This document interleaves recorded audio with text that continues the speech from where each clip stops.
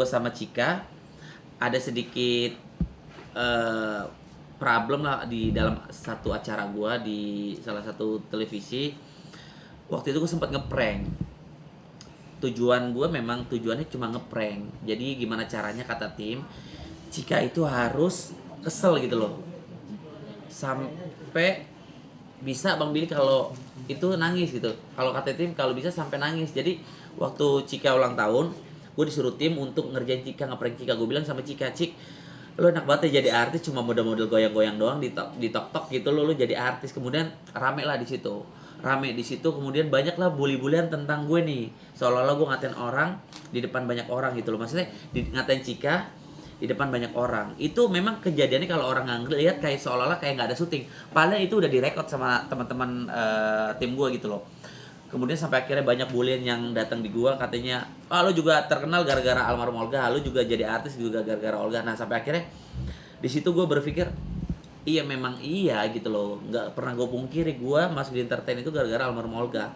Nggak ada yang nggak bilang seperti itu. Memang semua orang bilang seperti itu dan gua mengiyakan. Nah sampai akhirnya gua berpikir, ya udahlah, daripada gue pusing-pusing, gue juga di dunia entertain udah lumayan lama, hampir kurang lebih 11 tahun. Gue berpikir gini aja, gue nyeletuk. Dan memang gue kebetulan setiap gue pulang syuting itu, di daerah rumah gue tuh memang ada penjual seblak yang memang rame banget. Nah spontan lah, tiba-tiba gue bilang, yaudah kalau kayak gitu gue keluar aja lah dari dunia entertain, dari dunia keartisan, gue beralih profesi sebagai penjual seblak. Sampai akhirnya bener-bener keluar lah ide itu. Dan sampai akhirnya terrealisasi lah pemikiran secara spontan itu. Kemudian sampai akhirnya gue minta tuh petunjuk sama netizen tuh, buat teman-teman kira-kira setuju nggak kalau Bang Billy tuh buka usaha di bidang seblak gitu loh. Terus rekomendasiin dong boci atau seblak mana yang lagi rame, lagi viral. Direkomendasiin lah boci nyeblak prasmanan yang sekarang gue gelutin usahanya ini. Nah sampai akhirnya gue cari tahu dan tim cari tahu siapa yang punya boci nyeblak prasmanan, dan salah satunya orang yang ada di kiri saya. Nah, bukan saya Pak. Siapa? Sebelah Pak. Oh ini Pak Leo. Itu teman-teman, nanti bisa dilanjutin sama Pak Leo. Sampai akhirnya kita ketemu sama Pak Leo, kita ngobrol panjang. Kemudian juga pas gue datang ke lokasi, banyak memang peminatnya, banyak juga yang konsumennya yang aku lihat. Sampai akhirnya kedatangan aku ke sana, aku kasih makan gratis buat teman-teman yang hadir sana. Terus aku kasih hadiah main games gitu-gitu aja sih. Kemudian sampai akhirnya aku ngobrol sama Pak Leo, ngobrol-ngobrol secara spontan karena memang jujur itu juga pengen gue masukin di YouTube gue. Dan sampai akhirnya gue bikin konten, sampai akhirnya berjalan lah di situ, masuklah konten. Kemudian di luar konten memang kita udah ada perjanjian secara resmi gitu, secara legalitas. Kenapa gue masuk di boci nyeblak prasmanan ini? Karena yang harus dipahamin adalah usaha ini, jujur dari hati yang paling dalam gue berani sumpah, gue tuh banyak banget teman-teman gue yang nawarin gue tuh buka usaha dari bidang apapun. Gue mau jadi brand ambassador lah, dikasih 20% nih jujur ya, atau memang mau buka usaha A, B, C, D segala macam. Tapi kalau memang dari hati gue tuh gak serak, atau memang gak sejalan, atau memang gak keinginan untuk iya gitu loh, gue gak jalan. Tapi kenapa gak tahu gue di boci nyeblak prasmanan ini secara spontan dan dari hati tuh kayak jalan. Karena kenapa ya, satu, struktur organisasi udah jelas, legalitasnya udah jelas, perjanjian udah jelas, kesepakatan udah jelas, orang-orangnya di dalam juga udah berkompeten dalam bidangnya. Jadi justru itu apa boleh buat, mau nggak mau gue juga itu handphone. Handphone orang lagi wawancara. Ada apa, Cak? Orang wawancara bilang gitu. Opa lagi wawancara mengenai seblak. Tanya juga enggak mau wartawan. Ngomongin apa sih? Ya, Bisnis. Bapak di mana? Bapak lagi wawancara seblak. Wih, mantap. Nggak bakal ditanya juga sama wartawan, Pak. Jadi gitu teman-teman, intinya adalah segala sesuatunya itu kalau gue jalanin dalam hidup gue itu semuanya dari hati dan keinginan gue. Ini nggak ada pure keterpaksaan, bukan Billy Saputra bukan menjadi salah satu brand ambassador, tidak. Nanti boleh ditanyakan secara langsung, ini jangan diedit, ini real. Gue maunya walaupun usaha seblak tapi memang semua itu dari hati. Karena kenapa yang tadi gue jelaskan, secara legalitas semuanya aman, secara tim semuanya oke, secara berkompeten semuanya sudah matang. Jadi justru itu gue bergabung di dalam salah satu owner di Bocil Nyeblak Prasmanan. Seperti itu sih teman-teman. Ada yang bisa dipertanyakan kayak kasus perselingkuhan gitu ya, kayak berantem gitu ya, ya wawancara gitu ya, kayak orang bener ya. Tapi buat Bang Billy ini peluangnya bisa jadi untung besar nggak sih? Kalau gue boleh ngomongin, karena memang ini pengalaman gue, pengalaman pertama gue di usaha ini. Kalau bisa gue spill sedikit soal apa namanya rezeki yang gue dapet selama gue baru beberapa, ya bisa dibilang sebenarnya baru beberapa ya, udah lumayan lah sebenarnya. Ini usaha kecil tapi lumayan menggigit juga. Nanti kalau misalkan gue spill, ya kalian pasti akan berminat seperti itu menjadi usaha pengusaha seblak di Billy Saputra. Jadi untuk itu buat siapapun sebenarnya kalau misalkan mau bergabung di tempat kita juga, kita logo aja gitu.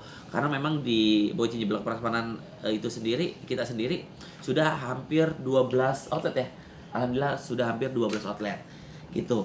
Kemudian kalau ngomongin masalah rasa, insya Allah mudah-mudahan aman lah, aman. Makanya justru itu gue mau bergabung di sini. Soal rasa oke, soal tim oke, soal legalitas oke, struktur organisasi jelas, kemudian dari semuanya aman. Jadi insya Allah Billy bergabung di Bocil Nyeblak Prasmanan Itu ini. bisa dibilang penghasilannya ngalahin penghasilan syuting. Kalau untuk penghasilan syuting udah bisa dibilang ya belum, masih syuting lah, masih syuting. Sejujurnya masih syuting. Kalau ini masih bisa dibilang alon asal kelakon. Tapi kita dari 9 outlet sampai akhirnya kita sudah 12 outlet gitu. Ya pelan-pelan insya Allah, mudah-mudahan. Karena insya Allah di tahun yang baru ini, maksudnya di tahun baru di tahun 2024, insya Allah Billy akan menjadi seorang ya bisa dibilang pengusaha lah, bukan jadi artis lagi, insya Allah mudah-mudahan. Ini kenapa akhirnya ini ada. mempersiapkan pensiun ya atau gimana sih? Ya, jadi segala sesuatu kita harus dipersiapkan gitu loh. Karena memang kalau sejujurnya mungkin hal ini udah lumrah kali secara umum, kalau di dunia entertain nggak akan selamanya gitu.